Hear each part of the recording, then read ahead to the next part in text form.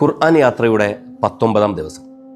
സൂറത്തുൽ ഫുർഖാനിലെ 21-ാം സൂക്തം മുതൽ ശേഷിക്കുന്ന മുഴുവൻ ഭാഗവും, സൂറത്തു ശുഅറ പൂർണ്ണമായും, സൂറത്തു നംലിൻ്റെ 55 സൂക്തങ്ങൾ വരെയും. ഇതാണ് വിശുദ്ധ ഖുർആനിലെ 19-ാം ജുസ്. അള്ളാഹുവിൻ്റെ ഉത്തമരായ ദാസന്മാരുടെ സ്വഭാവ മഹിമകൾ വിശദീകരിക്കുന്നൊരു ഭാഗം, ഒപ്പം കഴിഞ്ഞുപോയ പ്രവാചകന്മാരുടെ വിശദാംശങ്ങൾ സഹിതമുള്ള ചരിത്രം. ഇതാണ് വിശുദ്ധ ഖുർആൻ ജുസ് 19-ൻ്റെ കേന്ദ്ര പ്രമേയം. കാരുണ്യവാനായ അള്ളാഹുവിൻ്റെ ദാസന്മാരുടെ എളിയ സ്വഭാവത്തെക്കുറിച്ച് വിശദീകരിച്ചു തുടങ്ങി ഇബാദുർ റഹ്മാൻ, അതായത് അള്ളാഹുവിൻ്റെ ഉത്തമ ദാസന്മാരുടെ സ്വഭാവ മഹിമകൾ പൂർണ്ണമായി വിശദീകരിക്കുന്ന ഭാഗം ഈ ജുസ്ഇൻ്റെ ആദ്യ ഭാഗങ്ങളിൽ, അതായത് സൂറത്തുൽ ഫുർഖാനിൻ്റെ 63-ാം സൂക്തം മുതൽ വിശദീകരിക്കുന്നുണ്ട്. പ്രാർത്ഥനയിലെങ്കിൽ അള്ളാഹു നിങ്ങളെ പരിഗണിക്കുന്ന പ്രശ്നമില്ലെന്ന് പറഞ്ഞുകൊണ്ടാണ് ഈ സൂറത്ത് അവസാനിക്കുന്നത്. ഈ ഭാഗത്ത് വരുന്ന സാമാന്യം സുദീർഘമായ സൂറത്താണ് സൂറത്തു ശുഅറ.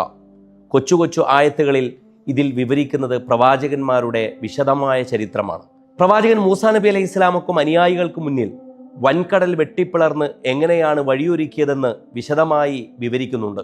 വരാനിരിക്കുന്ന തലമുറകളിൽ തനിക്ക് സൽകീർത്തി നൽകണേ എന്ന പ്രവാചകൻ ഇബ്രാഹിം നബി അലൈഹി ഇസ്ലാമയുടെ പ്രാർത്ഥന വരുന്നത് ഈ സൂറത്തിന്റെ 84-ാം സൂക്തത്തിലാണ്. വിശദമായി പ്രവാചകന്മാരുടെ ചരിത്രം പറയുന്ന സൂറത്തു ശുഅറ പ്രത്യേകമായ പഠനമർഹിക്കുന്ന സൂറത്താണ്. തൻ്റെ സൈന്യത്തെക്കുറിച്ച് മുന്നറിയിപ്പ് കൊടുക്കുന്ന ഉറുമ്പിന്റെ സംസാരം കേട്ട് ചിരിക്കുന്ന പ്രവാചകൻ സുലൈമാൻ നബി അലൈഹി ഇസ്ലാമയുടെ ചരിത്രം വരുന്നത് സൂറത്തു നംലിൻ്റെ ആദ്യ ഭാഗത്താണ്.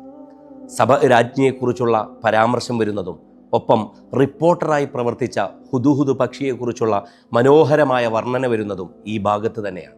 അള്ളാഹുവിങ്കിൽ നിന്ന് പ്രത്യേകമായി അറിവ് നൽകപ്പെട്ട ഒരാൾ സബയിലെ രാജ്ഞിയുടെ സിംഹാസനം ഞൊടിയിടയിൽ കൊണ്ടുവരുന്നൊരു ചരിത്രം ഈ സൂറത്തിൽ പ്രത്യേകമായി പരാമർശിക്കുന്നുണ്ട്. നാടിനെ നശിപ്പിക്കാൻ ഗൂഢാലോചനയുമായി തുനിഞ്ഞിറങ്ങിയ 9 പേരുടെ ചരിത്രം പരാമർശിച്ചുകൊണ്ടാണ് ഈ ജുസ് അവസാനിക്കുന്നത്.